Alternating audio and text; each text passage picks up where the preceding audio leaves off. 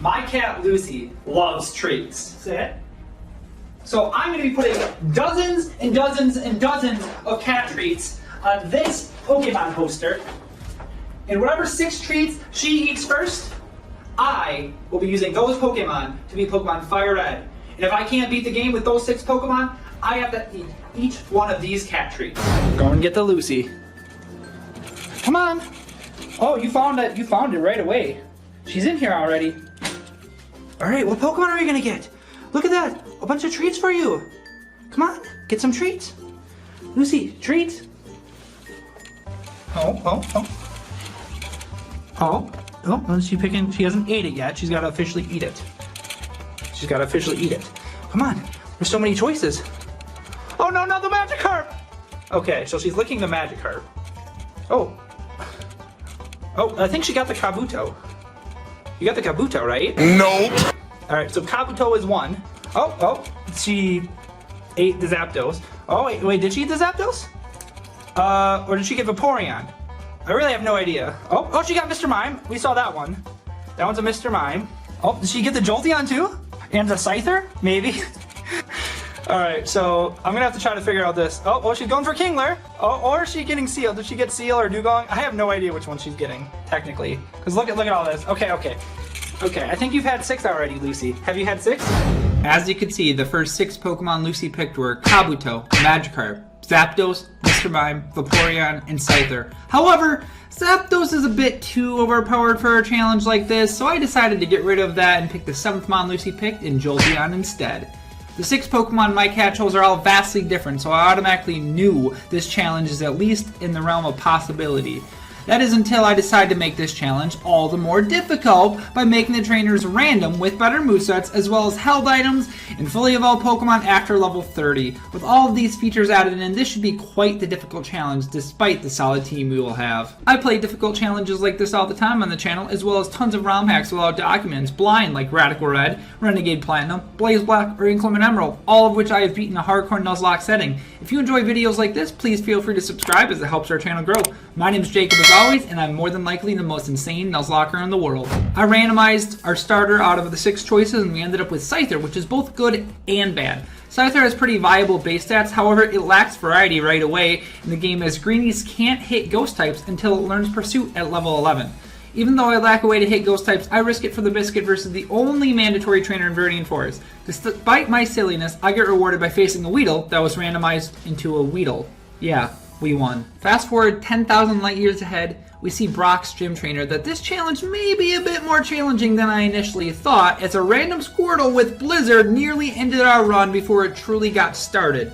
Luckily for me and our run, we got obscene luck because the Meow threw by not attacking Scyther again. You won't see every close call this run, but just know they happen, and we persevered through all the adversity. Or did we? For those who don't know, a hardcore Nuzlocke have these set of rules. No healing or battle items like potions or X items. We have to play in set mode, and we can't over level the next gym leader's ace Pokemon before the battle. Notice the emphasis on before, as during the battle, as shown in my battle versus Brock, my Scyther levels up to 15 after we KO his Abra. Next up was a Haunter, which is arguably very frustrating to face, as any trainer could have TMs, Egg moves, or Tutor moves, so in turn this Haunter could have had Thunderbolt for Scyther. Thankfully for us, it only put us to sleep and spam Spite as it didn't damage our starter at all. After damageless Brock, we make our way to Mount Moon. We get ourselves a Vaporeon and bought the Magikarp. The former we got from a special edition of Pokemon Fire Red, as we are only allowed 1 Eevee in this game, and we're getting a Jolteon with it. The latter is, well, going to be the MVP of our team for sure. I chose Vaporeon as my next encounter to make things extremely difficult versus electric types until we can get a Jolteon later in the run. Everything in Mount Moon was easy, but once we got to the rival battle in Cerulean, we nearly lost our Scyther and the run. We switched our Scyther on the Paris' Poison Powder and then assumed it would be a free KO, but yeah, Paris gets counter as an egg move. Luckily for us, Paris isn't super strong and Vaporeon can finish the rivals team off no problem. I decided to do Nugget Bridge and the trainers for by Bill Cell so I'd be able to get the TM for Secret Power before Misty. I also tried to get Brick Break TM as well, but my memory didn't serve me well as Scyther couldn't get Brick Break like I thought it could. Anyway, onward to Misty, but not before Kittles almost ceased to exist due to a Thunder of Dratini. This game isn't messing around. We get the Brick Break TM, but at what cost? Despite the risk, we made it through and faced Misty at our mons, nearly crossing the level cap. Misty led with a Seal, which we spammed Stand Attack as it was our best play and finished both her Seal and Executor with greenies. After easily making mincemeat out of Rival 3, we faced the third gym leader, Lieutenant Surge, and his team of water types in Squirtle, Poliwag, and Dugong. I realized something about this challenge. We're not only weak to electric types right now, but water and ice types are also especially difficult too. Just so Misty's Steel, we have the Stand Attack down Surge's Dugong so that Scyther can finish the job with a secret power. The victory against Surge gave us new encounter in Kabuto, also totally legitimate, just like Kittle's Vaporeon. We named it Hello Kitty. Hello Kitty, unlike its fellow unevolved team member Magikarp, is actually a pretty solid Pokemon, especially to deal with normal and ice types. We then make our way through Rock Tunnel without any casualties. Getting to Celadon is such a nice place because we get access to so many team upgrades, and getting Abra, which we traded for Mr. Mime, and Eevee, in which we evolved to Jolteon, and tons of TMs that I grinded for hours at the game corner until I had enough coins to purchase Ice Beam, Thunderbolt, and the Mystic Water item for Vaporeon. With having our full team now, it's time to take on Erica, the fourth gym leader. Erica's Starmie and Gloom went down without any issues, but her ace was an Aerodactyl that had Sandstorm to buff its special defense in the stand because it's a rock type, and a Lychee Berry which raises its attack in a pinch under 25%. Aerodactyl is a very fast Pokemon at base 130, but luckily for us we had the ultimate check. Hello Kitty! If her Aerodactyl had Earthquake, it could have ended the run, but despite us being underleveled, Hello Kitty persevered and KO'd Aerodactyl with a Rock Slide. The fourth gym badge means we're officially at the halfway mark, so it's time to take on Giovanni number 1. Scyther takes out his Ivysaur and Execute, but then out comes his ace, Jinx. As previously mentioned, ice types, especially ones with high special attack, gives our team fits. I don't switch in particularly well to Jinx's dual stab of Ice and Psychic, but I make the only play I really have, going into Vaporeon. Giovanni's Jinx thankfully didn't have Psychic or Lovely Kiss, so after a few long turns, we KO it and move on to Rival 4. Even though the level cap is 43 now, I don't want to get too high a level because both Koga and Sabrina have the same level cap for some reason, as well as I don't want the game to be too easy because we're over leveled. Despite that, Rival 4 was a cakewalk and we make our way to Fuchsia City. I hope it's okay, but I caught up to 30 Pokemon. Don't worry, we can't use them in battle. I only caught them so we're able to get the item finder so we get access to the item leftovers, in which we get 2, where both the Snorlax were, as well as access to moves Surf, Steel Wing, and Swords Dance. The latter move being learned by Scyther at level 36, which is integral for us to win this game, but not so much for Koga. Speaking of Koga, he leads with a Seeking as I switch into Jolteon. Friskies makes quick work of Seeking in Koga's Dugong, which was his ace. The incoming Victory Bell was dealt quickly by Scyther, and Jolteon finishes Koga's last Pokemon, Pidgeot. All of this makes for an easy 5th gym badge. I think now's a good time to discuss this. I didn't randomize any TMs as I didn't want the randomizer to be funky and give Pokemon moves that they were not supposed to get. Rather than immediately go to Silphco, we make a quick detour to Power Plant so we can pick up the TMs for Thunder and Protect respectively, both of which will be useful later. Now, we are onward to the Rival 5, typically a run killer, if not prepared well. However, for us, we can't really prep accordingly because we don't know what his team is gonna, and we don't know the items, so I just leave with Scyther in hopes of trying to sweep with Swords Dance. That hope quickly perishes as our rival's third Pokemon is Rapidash. While we more than likely could have knocked it out with a +2 Aerial Ace, I didn't want to risk it having a Quick Claw or somehow living in Aerial Ace, as I pivot to Vaporeon on the Fire Horse. The combination of Vaporeon and Scyther easily finished off the infamous rival. Giovanni, who's up next, is never an issue despite our Mr. Mime getting frozen by a Seeking. With Silphco being saved, we attempt to earn our 6th gym badge versus Sabrina. We again try to get a Swords Dance Scyther sweep up, but just like the rival before her, Sabrina has a Rapidash. But once again, Vaporeon deals with this well, and out comes a Primeape, in which I have a hard counter, Mr. Mime. Pounce makes absolute easy work of the Crazy Ape, and even encores her own Mr. Mime into Thief, which makes Mr. Mime easy food for Greenies, the Scyther. Defeating Sabrina gives Pounce a huge upgrade in the setup move, called Mind, which raises special attack and special defense. I'm sure it'll be used a lot. Somehow, someway, we have successfully beaten the first 6 gyms of Kanto with Pokemon our cap picked for us without losing a single Pokemon, despite having some close calls. Now we are on to Blaine, which, if his red and blue counterpart is any indication, he should be a walk in the park.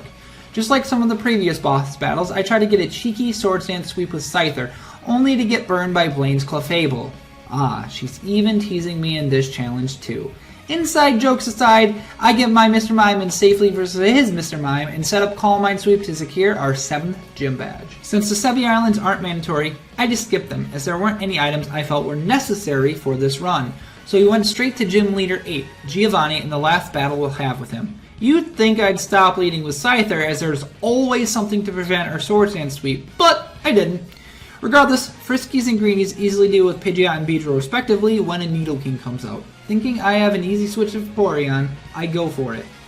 But yeah, we risked a Thunder Crit Para, but we outspeed and KO with a Surf. Wait, you may be thinking, how did a Vaporeon with 60 base speed outspeed an 85 base speed Nidoking?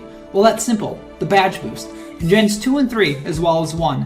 Beating certain gym leaders gave your Pokemon stat increases. After defeating Koga, it gave us the speed boost of 12.5%, which is just enough to outspeed said Nidoking. It also helps we had a speed boosting nature, Naive, on Kittles 2. With Nidoking gone, the rest of the fight goes smoothly as Jolteon finishes off both Seeking and Gengar, and we get our 8th and final gym badge.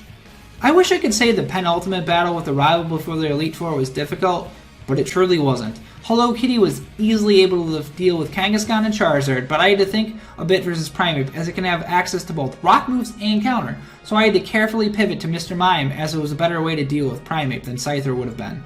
The rest of the fight was easy, as Scyther beat Venusaur, Jolteon beat Dugong, and Vaporeon beat Ninetales. In the Kanto Victory Road, there are no mandatory trainers, so I skipped them all and made our way to the Pokemon League. The level cap I chose for the Elite Four were two different ones. I picked Lorelei's highest level Pokemon of 54 for Vaporeon, Jolteon, Mr. Mime, and Scyther, and Lance's highest level of 60 for Kabuto and Magikarp, all edged to the near to level cap so they level up as we face the Elite Four and Champion.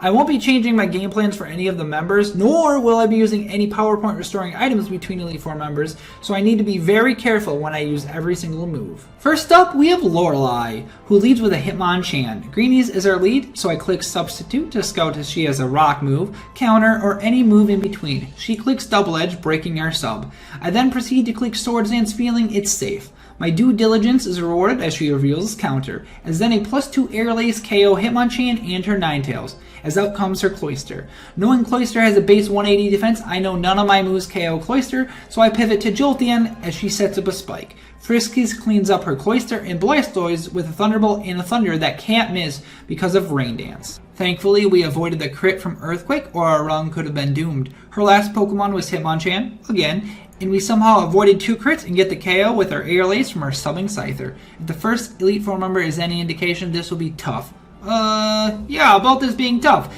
Just like his red and blue counterpart, Bruno was a pushover and wiped the floor with him, as well as Agatha in her pretty easy team. Agatha being especially easy as we were able to Calm Mind Sweep with Pounce. After a deep exhale, we challenged Lance, the last of the Elite Four members. For some reason, I decided to lead with Kabuto rather than one of our better members. It pays dividends as we are narrowly able to KO our Pinsir with 2 Rock Slides as we somehow lived a +2 submission on 3 HP. The reason I stayed in is because we outsped the first turn, but sadly it was a speed tie, so we could have lost if it was High Road only. I say High Road only because our Kabuto has the ability Battle Armor, so we can't get crit. I wish I could say we had more exhilarating battle versus Lance, but the rest of the fight was too easy for my liking, as Scyther took out both of Lance's Beedrill, and Vaporeon took out Dragonite and Charizard. As I said a few minutes before challenging the final battle versus Dalton, I think to myself, we have gone deathless this run, so I won't have to eat any cat treats, thankfully. However, I made a bet with myself. If I lost any Pokemon versus the champion, I would eat a cat treat per death. So here's how our championship battle went. Yeah, it was easy as until it wasn't. Jolteon made absolute quick work of Dalton's Pidgeot, Aerodactyl, and Kabutops, but then out came Pinsir, which KO'd Greenies and Meowmix with Rock Slide and Thief respectively. I'll admit, I could have saved myself a treat and Meowmix's life, but I really wanted Magikarp to snake a KO as it didn't the entire run versus boss battle, sadly, and my ignorance made Meowmix's death unnecessary. You will be missed, Meowmix, and I promise I won't let your death be in vain. Friskies cleaned up Pinsir with a Thunderbolt, but then the rival's scariest Pokemon came out, Kangaskhan. Typically, a Kangaskhan is a physical attacker, but this Kangaskhan is just built differently, and you'd think it'd have Serene Grace and a Bright Powder, as it gets a Blizzard Freeze, a Rock Slide Miss, and a Thunder Paralysis all in the span of a few short turns. In the process, the run is now in jeopardy. Luckily for me, Jolteon comes in clutch and is able to narrowly beat Kangaskhan after a full restore spam and sacrificing itself to get damage on the rival's final Pokemon, Weezing. Kittles of Vaporeon comes in and safely and easily finishes the last Pokemon of the challenge out with a Mystic Water boosted Surf. A long sigh and deep breath comes out of me, realizing it is indeed possible to hardcore Nuzlocke Pokemon Fire Red if your cat chooses your Pokemon. However, I know there's still one thing left to do. Hi, I am here to pay the ultimate consequences for losing Friskies, Meow Mix, Greenies, and Hello Kitty by eating 4 cat treats. I'll have the Temptations. 2 of each of the Temptations. I gotta get this in one take, because there's no way I'm eating 8 of them. Screw that. Alright.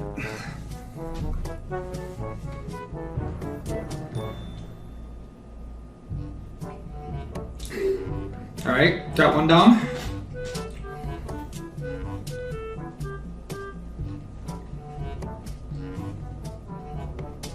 Got 2 down. Oh god. Oh, that's not good. That's not good. Alright, I only got 2 more.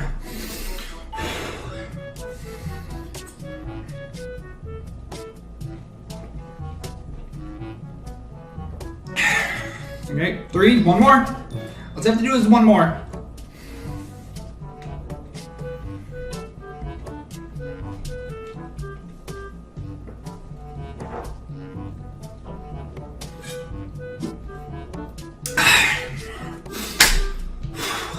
For Meow Mix, Greenies, Friskies, and Hello Kitty. That was for you. Thanks for watching, everyone. Have a great day. Make sure to subscribe, comment. I love you all. Peace! Come this way. You don't know I'm recording right now. You're going to be a big star, Luci. Yeah. Oh, there you go. Oh, you're so cute.